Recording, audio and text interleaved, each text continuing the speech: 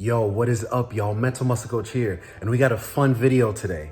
The Earth is a thinking planet, and I'll prove it. How a mushroom outsmarted architects and redesigned the Japanese subway system. Now, you gotta check this out. So first off, why did I decide to do this video? I'm talking about this not just because it's a dope story that you're gonna find interesting regardless, but also because we really need to redefine the way we've come to understand intelligence. We have kind of this narcissistic perspective, if you will, because of the fact that we're humans. And so we tend to encapsulate concepts and our understanding of definitions and topics based upon our human perspective. And when it comes to intelligence, we definitely fall victim to that. We're guilty of it because we see intelligence as this thing that is so greatly associated to our conscious thoughts. When we're sitting there thinking about, oh, what I'm gonna do today, or if I'm solving a math problem, that's my intelligence. My IQ represents my level of intelligence. And as a result of it, not only does it cause us to have this narcissistic perspective, but more importantly, it influences the way that we engage the world. It influences the way that we experience life and ourselves. It influences the way we judge ourselves and others, all because we have this incorrect definition of intelligence. And I want to use an agricultural pericope, a little story about mushrooms and planet Earth to drive this home. So let's get it. So I've been studying the work of this mycologist named Paul Stamets. I actually came across him on the Joe Rogan podcast because they did an interview, and when I finished listening to it, I was like, yo, that was dope. I got to check this guy out. And he's super passionate about fungi, all the different types of mushrooms, how they can be used therapeutically, including, psilocybin containing mushrooms, things like that, but the whole spectrum. And he ultimately told this story. There was this group of Japanese researchers that decided to host an experiment. Essentially, they were working with slime molds, which are basically, this informal name for eukaryotic cells that can aggregate and ultimately become multicellular reproductive structures, right? So they're doing this little experiment with these slime molds where essentially they can put them in a situation or in an environment and they will grow.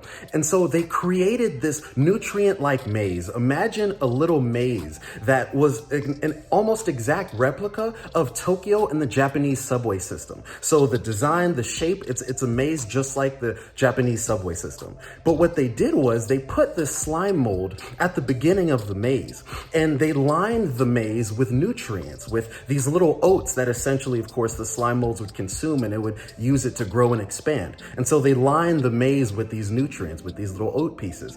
And at first, they found that the slime mold just kind of started growing randomly. Kind of like if you were a hunter in a new environment back in the nomadic times, and you were, testing out the area, looking at different places, trying to figure out where the game meat was and all that kind of stuff, just kind of random. But after 28 hours, just 28 hours, they found that the slime mold reconfigured itself. It reorganized. So essentially, it found the most effective way through the maze. It found the most efficient way to get through it. And what was huge about this is that the way that the slime mold navigated this maze was more efficient and optimized than the Japanese subway system itself in Tokyo. So the architects, the mathematicians, the general contractors that ultimately designed the Japanese subway system, this slime mold, this fungi, made it so it found a better way to orchestrate it. Stop and think about this for a second. We consider ourselves as humans as the apex of intelligent expression on this earth. We see our evolutionarily superior brains as the representation of the best intelligence that this planet has to offer. And yet we see this slime mold is doing things in a more efficient way. It's doing it more strategically, and it's doing it faster than people who have developed skills in the area of efficiency and architectural design. Why is that possible? How is it that we understand the depth of intelligence better than anything on this planet if this little slime mold is making us look dumb like that? It's because intelligence is so much greater than what we think it is. And so respectively, we miss out on so much of the potential of intelligence that we have to access because we limit it to the manifestations of our conceptual mind. This isn't saying that a mushroom is smarter than us. What it's saying is the mushroom knows something we don't, or rather the mushroom is connected to something that we are not accessing because we don't realize that we have that same connection to it. And And that connection is a deeper intelligence, the dynamic field of energy, information, and intelligence that underlies all things. You can think of it as the substrate of our bodies, of all matter within this world. Dr. Deepak Chopra, you can check me on this, talks about the fact that our bodies are capable of breathing, eating, metabolism, elimination, and digestion. But the reason why those things are able to function consistently and effectively is because underneath them, not literally underneath, but metaphorically, beneath them is this substrate, this dynamic field of energy, information, and intelligence. And this intelligence is far superior to the conceptual intelligence that we limit ourselves to. This intelligence imbues, surrounds, and is ultimately the foundation of all things. It is the reason why that I'm saying Earth is a thinking planet, because of the fact that we live in a thinking universe. Our sun is a thinking sun. This intelligence is occurring, it is happening, it is causing events, it is causing changes in this world because it is a dynamic field. It is always at work. So don't think of thinking in the conceptual sense. Think of thinking as intelligence at work. And so yes, this earth is thinking. Think about this. Seeing as the fact that within 1 year, 97% of our cells are replaced by brand new ones, how is it that a person could have the same cancerous tumor for a decade?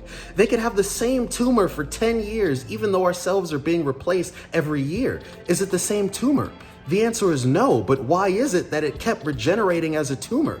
It's because there is an intelligence beneath it. Think of it as like a blueprint that is being acted upon, that is being played out, that is causing the manifestation of that. The matter is deriving from that intelligence, from that deeper consciousness. And that intelligence transcends far beyond that which is conceptual. The highest or the deepest form of intelligence is non-conceptual. Have you ever experienced intuition? I'm sure you have. Have you ever experienced, these crazy realizations of connection between one another? Let's say you're thinking about someone and then they randomly text you the second you start thinking about them. Why is that happening? How is it that we're connected that way? It's because of this intellectual substrate, the one consciousness. So what this does for us is it helps us to understand that intelligence is so far beyond our mental constructs. And in fact, it is so much greater than what we are simply accessing and calling intelligence. And when we stop and acknowledge, number one,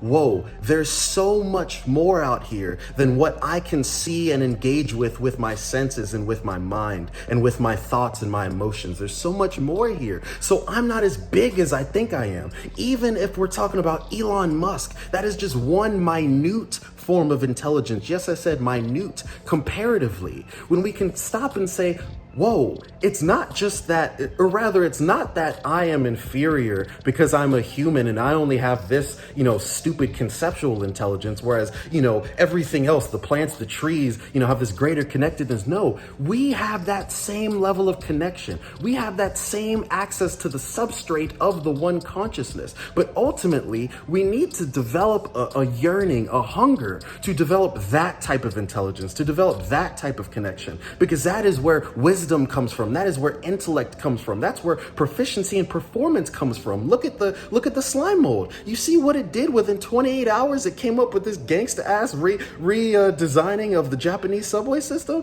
That's performance. And so what this is saying is it changes everything. And so if we want to be strategic in life, if we want to be smart, if we want to be intelligent, then we need to go deeper, to the deeper realms of intelligence, to the deeper realms of power and potential and ability. And that's when we get to access the true greatness that we really are as humans. I love y'all. Mental Muscle Coach out. Like, share, spread the word, baby. Peace.